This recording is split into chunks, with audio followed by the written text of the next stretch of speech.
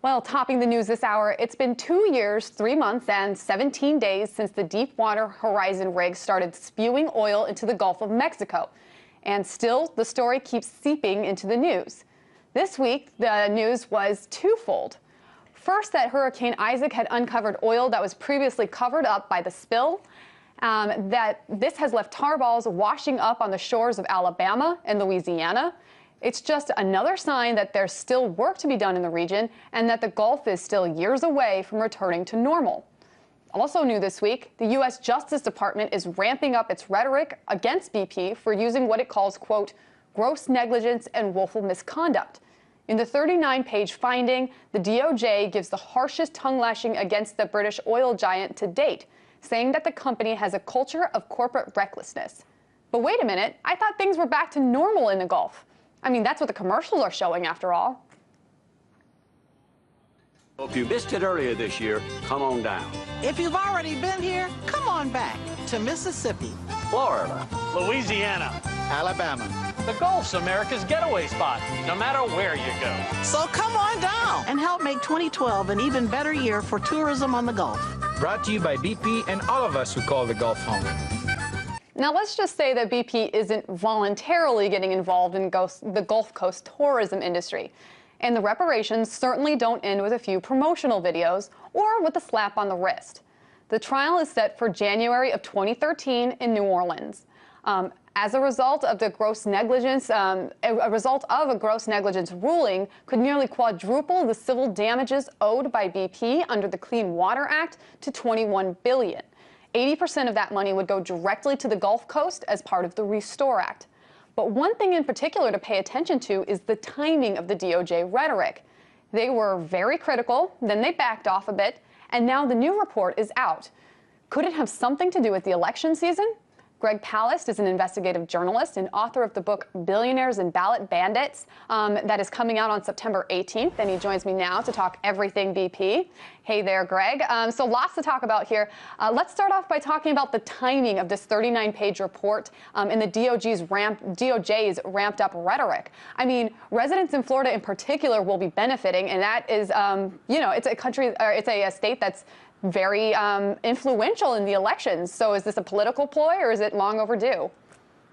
Here's the weird thing, is that if you're going to announce this, why would you do it on a day where it will be buried under the message of the president at the convention following, Bubba's statement at the convention last night? I actually think that the DOJ is burying this a bit. They definitely want to stick it to BP. But I think that the administration actually does not want to make a big deal out of this. And I'm glad you are. I'm glad you're putting it at the top of the news. But I think that the Democratic Party would rather it go away. They want to be seen as not against oil companies right now. They want to be seen as the guys who are trying to get down your gas prices. Yes, they did the right thing. They nailed BP for gross negligence. And the money will be valuable later. But right now, I actually think they want to kill this story. So then if they want to kill the story, then what's with all the ramped up rhetoric? Well, look at the timing. Today is a day that, other than RTV, and you're a serious news organization. The other news organizations are, of course, going to put this below, the Bubba banter, and is Obama going to show that he's a real guy tonight, and is he going to be cuter than Michelle? That type of thing. So that it's really kind of a loss, whereas next week it would have been, if they simply held off till Monday, it would have been better. Now, I do think that they are going to try to get some big buck settlement out of BP. That they wouldn't mind to say, listen, we're getting big checks into Florida and into the Gulf Coast just before the election. So I look to this as being basically a slapping around BP and saying, get out your checkbook, boys, and we need the check right away.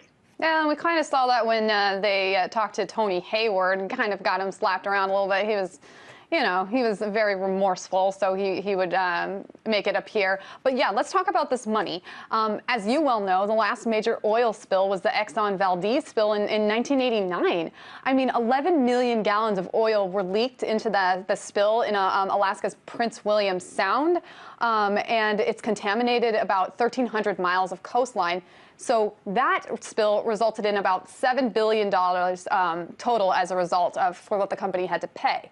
But now you look at the BP. I mean, it makes the Exxon Valdez oil spill look like child's play. 9,000 miles of coastline have been affected. 200 millions of gallons of oil were spilled into the Gulf. BP is offering to pay $7.6 billion in reparations, but I mean, kind of like Bill Clinton said in his speech last night, you know, the first task of fiscal responsibility is whether or not the numbers add up. And it looks to me like the numbers kind of just aren't adding up. What about you? Well, in fact, since I was an investigator on the Exxon Valdez case for the natives who own the coastline, I can tell you this, that BP was the party that was most responsible in Alaska. So they are basically repeat offenders. That's very important if you're going to go before a jury, which is that these are the same guys. I mean, Exxon's name was on the ship. But those who've read my prior books, like Vulture's Picnic, know that it was BP that was in charge of stopping the tanker from running aground, BP in charge of containing that oil spill and cleaning it up, and they didn't do it because they didn't have the equipment out there. Once again, the negligence we're talking about is not having the equipment in case there's an oil blowout. They could have simply, you know, surrounded that rig in the Gulf with what's called rubber boom and sucked out the oil. They could have done that in Alaska. So they've repeated the same problem. And, you know, there's another thing we've investigated and found out in our that RTV is, bless you for putting out, but no one else, which is that in Asia and Azerbaijan, BP had a blowout, just like the Deepwater Horizon, 17 months before the Deepwater Horizon spill. That was covered up, unfortunately, by the Bush State Department helped cover that up, and it never got out, and therefore BP was able to basically get away with the same sloppy methods that led to the Gulf spill. So you have Alaska, you have Central Asia, you have Deepwater Horizon. This is a serial spiller. Absolutely. And Greg, just to kind of put some numbers onto this punishments that BP is receiving right now, I want to bring up a quick graphic to kind of show you some of these numbers. So right now, they've already put out $8 billion in payouts. They're expected to put $14 billion into cleanup and $7.4 billion into restitution of businesses. The total expenses being about, $30 billion. But I mean, how much of a difference is this money, or if they're accused of being grossly negligent, how much is $21 billion, $30 billion actually going to have on the people of the Gulf Coast, especially considering that, I mean, the Louisiana seafood industry alone is worth $2 billion annually. That's just the Louisiana one. You're dead correct, because in Alaska, this was native territory, but very, very few people lived there. We are talking about a populated area that was destroyed. I met a casino worker who was living in his car, went bankrupt, and he's feeding his kids hot dogs and himself nothing. He got a job cleaning up the beaches for BP for $14 an hour, loses it the second that the cameras go off.